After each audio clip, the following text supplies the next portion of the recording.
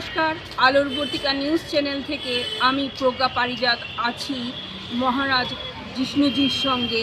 আলোর বর্তিকা নিউজ চ্যানেলে আপনাকে আসার জন্য অসংখ্য ধন্যবাদ। নমস্কার। জিষ্ণুজির সেকেন্ড যে বইটা সেটা হচ্ছে মনুষ্যত্বের বিশ্বায়ন। এই বইটিতে উনি বলতে চেয়েছেন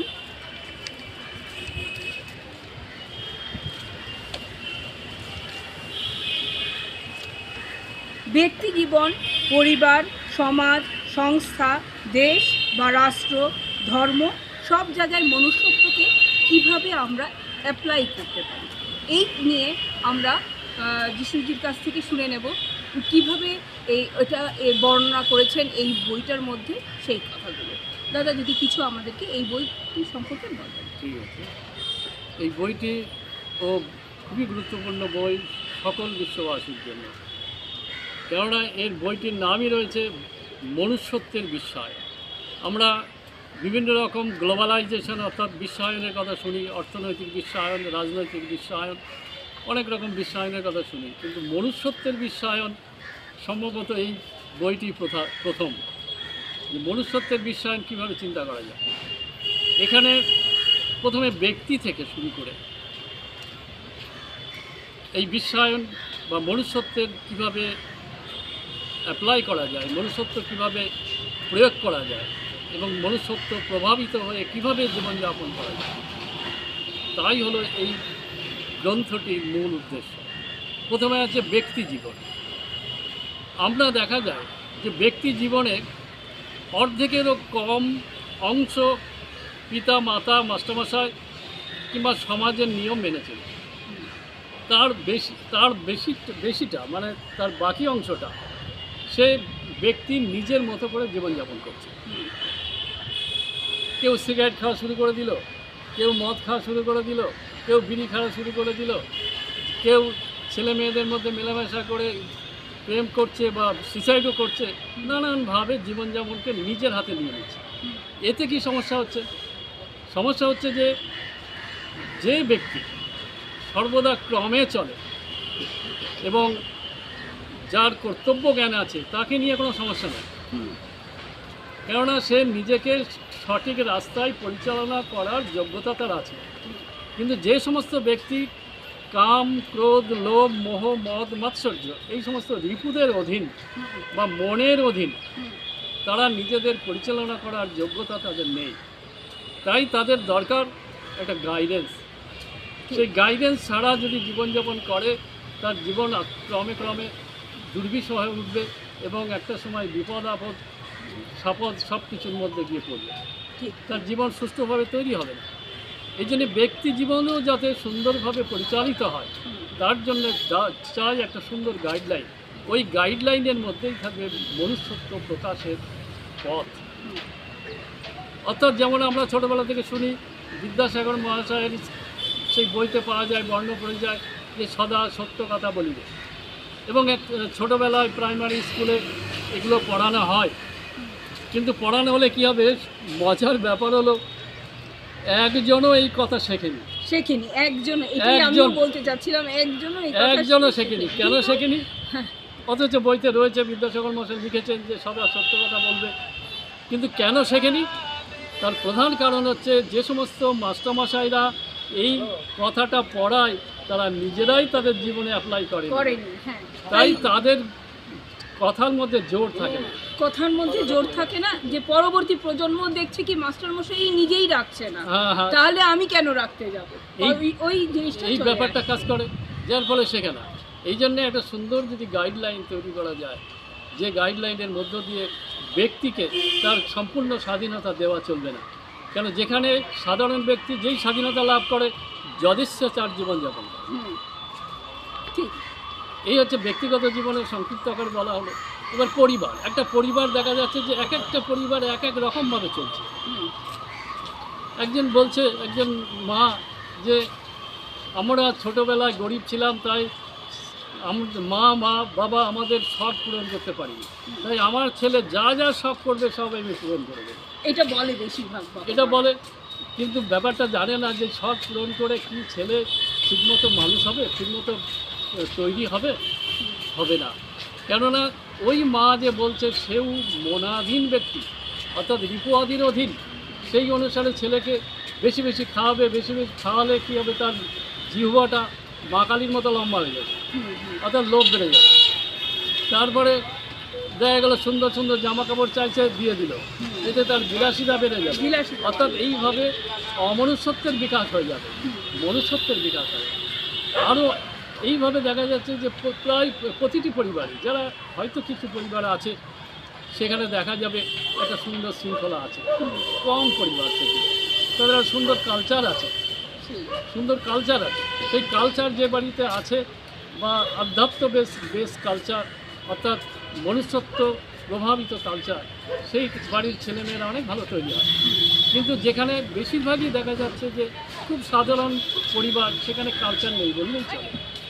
যার ফলে সেই সমস্ত পরিবার যেভাবে জীবনযাপন করছে, যেভাবে পরিবারকে পরিচালনা করছে, তাদের ঠিকমতো তৈরি হচ্ছে না, অর্থাৎ মনুষ্যত্বের বিকাশ হচ্ছে না, বরং অমনুষ্যত্বের বিকাশ হয়ে যাচ্ছে আরও বেশি। এই জন্যে যেমন একজন বলছে যে যে আমার বউ হয়েছে তুমি, অতএব তোমাকে এই কথা মেনে চলতে হবে। দেখা গেলো সেই কথা সেই স্ত্রী মানছে না, মানতে পারছে না, বা মানতে পারছে না, এবং তার ফলে তাদের সংসারে অশান্তি বাড়ছে, অশান্তি বাড়ছে, এবং নিউক্লিয়ার জিনিসটা চলে আসছে, মানে তো সেপারেশন। সেপারেশন তো আসছেই, প্লাস স্বামী স্ত্রীর মধ্যে সম্পর্ক ভালো থাকছে। হ্যাঁ, অনেক সময় লোক লজ্জা, সংসারের লজ্জা, সমাজের লজ্জা, ধর্মের ভয়ে কোনোরকম সংসার চালিয়ে যাচ্ছে, কিন্তু ভিতরে শান্তি নেই। লজ্জাটা কি আছে বলে আপনি মনে করেন আজকের দিনে দাঁড়িয়ে? লজ্জা না, লজ্জা মান অনেক সময় লজ্জাটা নেই, নির্লজ্জ হয়ে যাচ্ছে। হ্যাঁ, সেটাই। এইভাবে একটা পরিবারও ঠিক চলছে না। তাই পরিবারেও যদি একটা সুন্দর গাইডলাইনে তাদের বেঁধে রাখা যায়, যতদিন না তারা তৈরি হবে, তাহলেই সেখানে মনুষ্যত্বের প্রকাশ হবে, মনুষ্যত্বের বিকাশ হবে। এইভাবে একটা সমাজ, এক একটা সমাজ এক এক রকমভাবে চলে। কোনো সমাজে দেখা গেল বলছে যে, যেমন আমরা জানি ওয়েস্টার্ন দর্শনে বিভিন্ন দার্শনিকরা মানুষের বিভিন্ন রকম সংজ্ঞা দিয়েছে। অ্যারিস্টটল বলছে যে মানুষ হলো সোশ্যাল জীব, যেখানে আমাদের উপনিষদে বলছে মানুষ হলো অমৃতের সন্তান। সেই অমৃতের সন্তান কোথায়, মানে সংজ্ঞাটা এইরকম। আর উনি বলছেন যে মানুষ হলো সামাজিক জীব, সোশ্যাল অ্যানিম্যাল। আবার আরেকজন বলছেন নৈতিক জীব, আর একজন বলছে না, মানুষ হচ্ছে তার ইচ্ছা পূরণের জন্য সে পারদর্শী, এবং যা ইচ্ছা করবে তাই সে পূরণ করবে। তার ইচ্ছা পূরণের জন্য, তার বিকাশের জন্য সে কী বলে, শিয়ালের মতো ধূর্ত হবে, বাঘের মতো হিংস্র হবে, এমনও বলছে। এই যে এইভাবে যে সমাজগুলো তৈরি হবে, কোনো সমাজেই দেখা যাচ্ছে মানে মনুষ্যত্বের প্রকাশ বিকাশ খুবই সামান্য। এখানেও মনুষ্যত্বের প্রকাশ বিকাশ করতে গেলে একটা সুন্দর গাইডলাইন চাই, সুন্দর একটা নীতি বা আদর্শ চাই, যে পথ চললে মনুষ্যত্বের প্রকাশ বিকাশ আস্তে আস্তে ঘটবে। এইভাবে যদি দেশকে দেখা যায়, এক একটা দেশ, কোনো দেশ গণতান্ত্রিক, কোনো দেশ সমাজতান্ত্রিক, কিন্তু মনে রাখতে হবে আমাদের, এটা পরে আমরা আবার আসবো, আমাদের আর একটা গ্রন্থ আছে সেখানে আরও সুন্দর করে বলার জন্য। সেখানেও দেখা যাচ্ছে যে রাজনীতিটা যারা পরিচালনা করছে তাদের মধ্যে মনুষ্যত্বের ভাগ হচ্ছে বড় জোর 20%, কি 25%, এবং তাদের মধ্যে 75% অমনুষ্যত্বের প্রকাশ বিকাশ। তাই এই সমস্ত ব্যক্তিদের দিয়ে কোনো দেশের সার্বিক উন্নতি সম্ভব নয়। তাই যাতে মনুষ্যত্বপূর্ণ ব্যক্তিদের হাতে এই দেশ তুলে দেওয়া যায়, তার জন্য আমাদের চিন্তা করা দরকার। ঠিক এখানে এইভাবে দেশ মনুষ্যত্বের প্রভাবে প্রভাবিত হবে, এবং মনুষ্যত্ব প্রভাবিত হয়ে সুন্দরভাবে পরিচালিত হবে। ঠিক এইভাবে যদি আমরা দেখি, ইউএনও থেকে শুরু করে যা যা সংস্থাগুলো আছে, সব সংস্থার মধ্যেই ওই ধরনের মানুষের হাতে পরিচালিত হচ্ছে, যার ফলে সব জায়গায় গণ্ডগোল আছে, সব জায়গায় অমনুষ্যত্বের প্রকাশ বিকাশ আছে। কোথাও হয়তো একটু ভয় চুপচাপ লেজ গুটিয়ে থাকছে, কিন্তু যেখানে ভয় নেই সেখানে আবার সেই অমানবিক ভাব তৈরি হয়ে যাচ্ছে। এইভাবে বলা হলো, তাহলে কি টোটাল পৃথিবীকে যদি মনুষ্যত্বের প্রভাবে আনতে হয় বা মনুষ্যত্বের আলোকে আনতে হয়, তাহলে আমাদের কী করা দরকার? তাহলে টোটাল পৃথিবীকে একটা সংঘের, একটা অর্গানাইজেশনের অধীনে আনা দরকার, যে টোটাল ব্যাপারটা একটা অর্গানাইজেশনকে শাসন করা হবে বা পরিচালনা করা হবে। হ্যাঁ, আরেকটা ধর্ম সম্বন্ধে কিছু বলা আছে। প্রতিটা ধর্ম যার যার ঢাক পেটাচ্ছে, এবং সত্য কথা বলতে কি এই এক একটা ধর্মগুলো সবই সাম্প্রদায়িক ধর্ম। কেননা সাম্প্রদায়িক ধর্ম কাকে বলে? যে ধর্মের নামকরণ হয় তাই সাম্প্রদায়িকতার খাতায় পৌঁছে লিখিত হয়ে যায়। ঠিক এই রকমভাবে যে কোনো ধর্মগুলো যদি দিকে তাকা যায়, সবাই না যারা ধর্মের প্রকৃত স্বরূপটা জানে তারা সুন্দর, তারা নীরব, তাদের কাছে গেলে জ্ঞান পাওয়া যায়, মুক্তি পাওয়া যায়। কিন্তু যারা অল্প ধর্মচারণ করেছে, অল্প বোঝে, বা তাদের জীবনে যাদের ধর্মের প্রভাব কম অথচ ধর্মের কথা বলে, তারা কী করছে? প্রত্যেকেই তার ধর্মের ঢাক পিটিয়ে যাচ্ছে, এবং এই ঢাক পিটাতে দিয়ে অন্য ধর্মকে মানে অবদমিত করছে, নিচে নামিয়ে দিচ্ছে। এটাও অমনুষ্যত্বের কথা। কেননা কাউকে ছোট করাও অমনুষ্যত্বের প্রকাশ, বড় করাটা নয়। কাউকে যদি বড় করে দেখানো যায় সেটা মানবিক প্রকাশ, কিন্তু কাউকে ছোট করে দেখানো না বুঝে এটা সম্পূর্ণ অমানবিক এবং অমনুষ্যত্বেরই প্রকাশ। এইভাবে ধর্মগুলোও ঠিক চলছে না, ধর্মগুলোও ঠিক চলছে না। তাই এখানেও একটা গাইডলাইন দরকার, এখানেও একটা সার্বিক গাইডলাইন, একটা বিশ্বজনীন গাইডলাইন দরকার। এইভাবে যদি টোটাল বিশ্বকে যদি সুন্দরভাবে মনুষ্যত্ব প্রভাবিত হতে হয়, মনুষ্যত্বের আলোকে নিয়ে আসতে হয়, তাহলে সম্পূর্ণ বিশ্বকে এক ছাতার তলায় আনা দরকার, এক ছাতার তলায়। এবার এই কথা বললে অনেকে বলে, হাসে যে না এ কখনো সম্ভব না মহারাজ, কী করে সম্ভব? এই তো ওদেরকে বলুন না, ওরা শুনবে না, তাদেরকে বলুন না তো তারা শুনবে না। একটা কথা আমাদের মনে রাখতে হবে, কাউকে বলার দরকার নেই। কেন?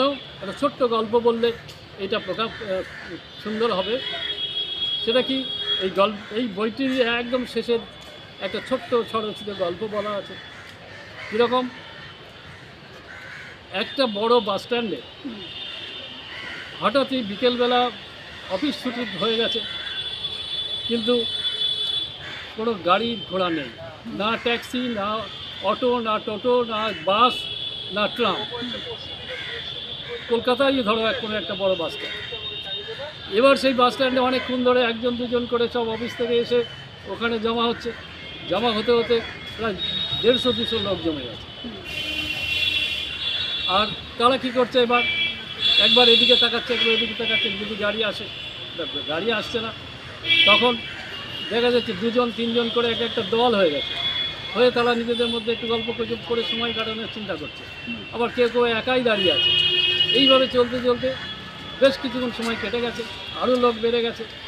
এই সময় মেঘ ছিল আকাশে, হঠাৎই প্রবল বৃষ্টি শুরু হয়েছে।